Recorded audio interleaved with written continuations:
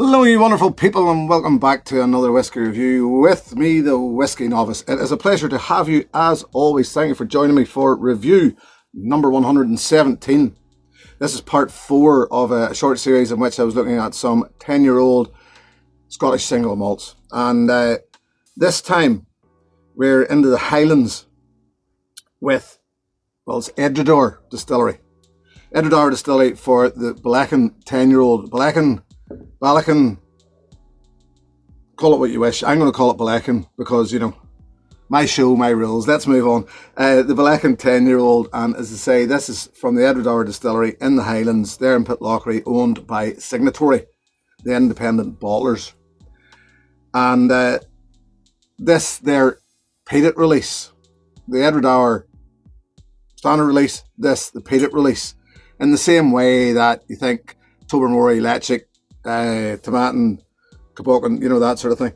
So where they split themselves. This one bottled at 46%, non-chill filter, no colour added. So look, it ticks all those boxes, doesn't it? It has to be a gem, surely. This was first released in 2006.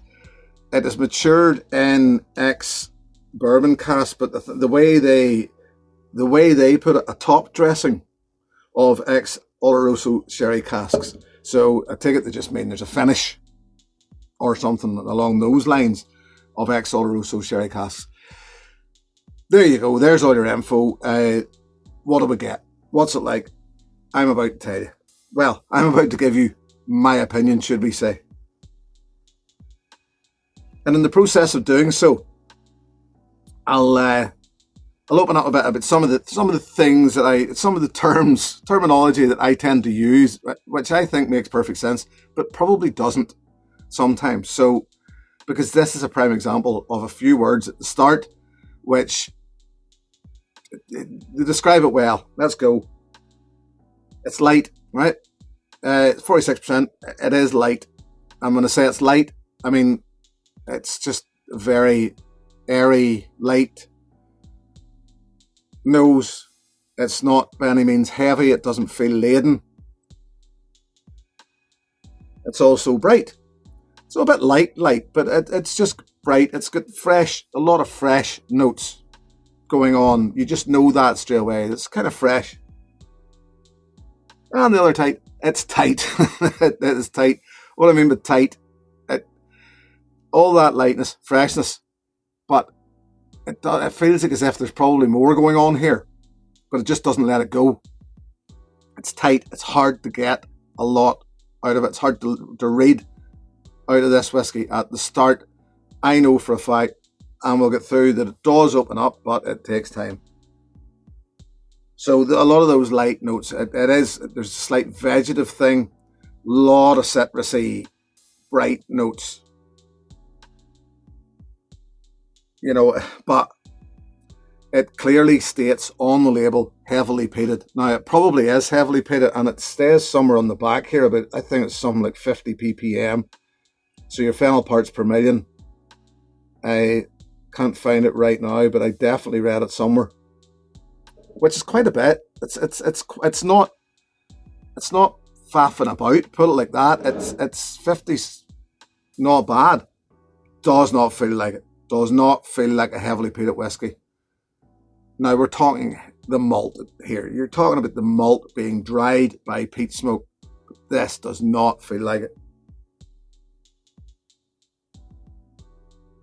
When you do get through, a lot, as I said, it's tight, but when you get through, it's definitely about that bourbon cask. There's that sweet vanilla. The toffee's there. No smoke, no earthiness, no bonfires, no ashtrays, none of that. I'm even getting a slight hint of chlorine and green apple, but sharp green apple, but it's just hidden in there. Honestly, it's all a bit disappointing, really. I expected a lot of this. I like Signatory. I like what they do with the Edredor spirit.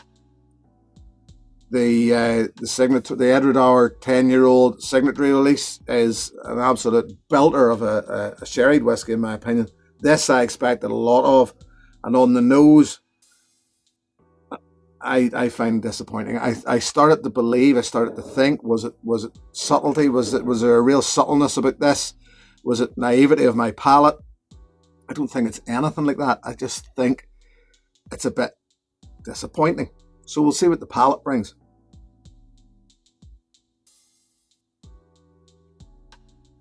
Sharp, bittersweet,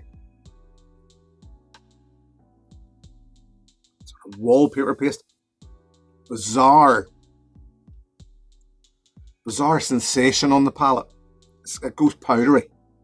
Never the whiskey go powdery.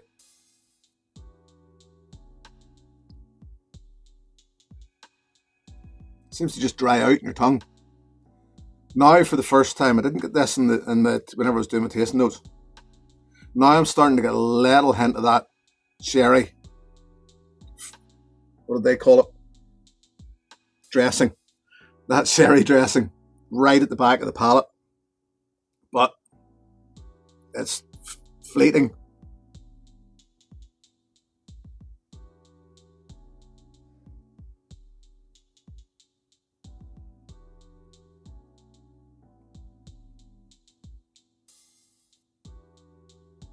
Got to work for this one. You really do got to work for it to find what's going on in there. There's a hint of that smoke right at the back of the palate. But boy, you got to look for it. It's just there right at the very back. Certainly, yes, there's a wee hint of smoke, but it's not beastly by any means.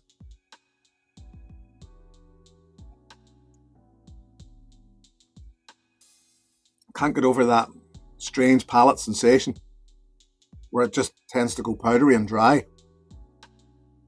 It is fresh, but it's not clean either. It's fresh, but it's not, it leaves, and there's not a lot to say about the palate, and it leads you into a sort of muddy finish, which is a little longer than I would like, because it's just hanging around as a sort of bitterness on the back.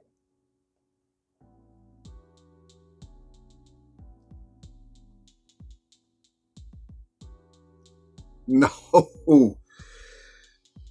So, this is even worse than I remember it whenever I was doing my tasting notes. I am annoyed I'm annoyed at this. I was going to try and make excuses for it, but no, I'm not, because I hoped for something here. This comes in at 45 to 50 pounds, right? Now, I've said before that a good quality whiskey at 45 to 50 pounds, 45 to 60 pounds, any price, you put a price on it, doesn't matter. If the quality's there and it's a good, engaging whiskey, then okay, pay the money and you know it's a good, engaging whiskey. 45 to 50 pounds is probably the right price for this, but I wouldn't pay it again. I'm not a fan of this at all, as you can probably tell. It's just not worked for me. It's not worked. There's not too many come through that work so little for me that this does. I've added a little drop of water there, not a whole lot, to see if I could do something with it. It does open up a bit. There is more there. It's no less disappointing. It's nothing. There's no more peat. There's no more smokiness. It's just a bit more open, but it doesn't really bring out more flavour.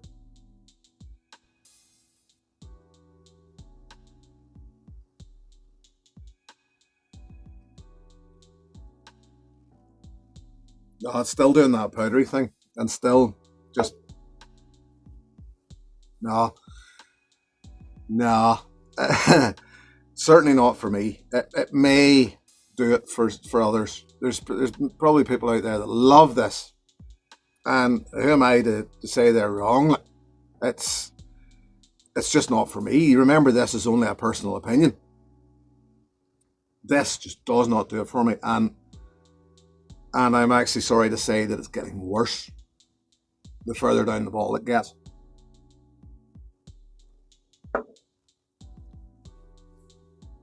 Yeah, so I'm going to leave it there. I don't really want to drink any more of that. I'll move on.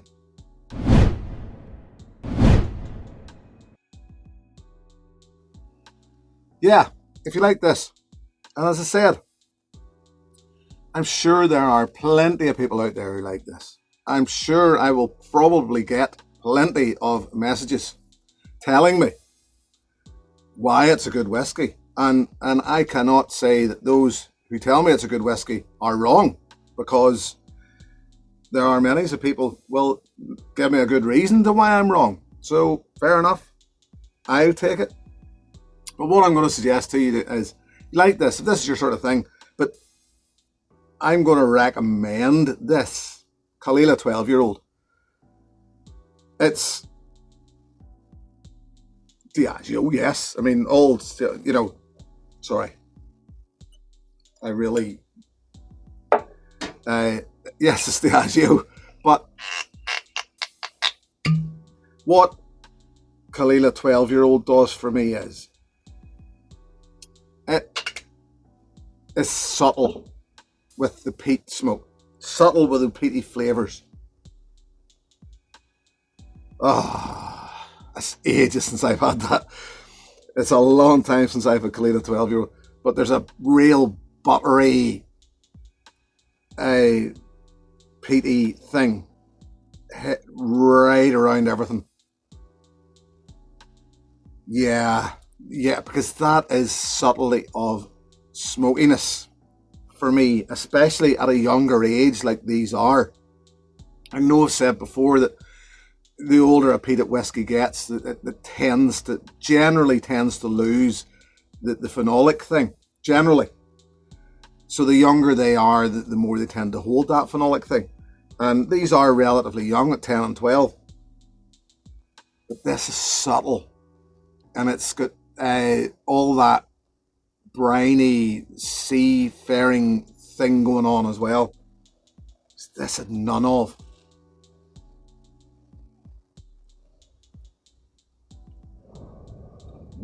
Palate's bold, it's rich. It's bottled at 43%. It's chill filtered, there's colour added. It's so much more engaging than this Ballechin is. So yeah, I'm not going to continue beating this up, but what I will say is, if you like this, there's probably a reason you like it.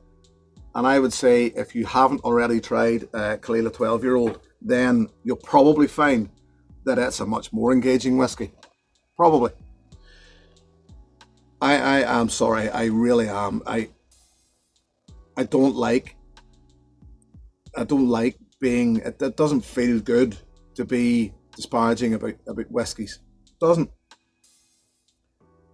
This one really let me down. Really disappointed me. I couldn't get, I recently was in Pitlochry, and the Edinburgh distillery hadn't actually opened it, still hadn't opened at that time. So, but it was in Pitlochry, and there was a good whiskey shop there, and I seen the Ballechin 10-year-old on the shelf, and it was a case of, I knew I wanted to review it, I knew I wanted to buy it, I knew I wanted to try it, and I still can't believe how much it has let me down. This will sit on my shelf for quite a while.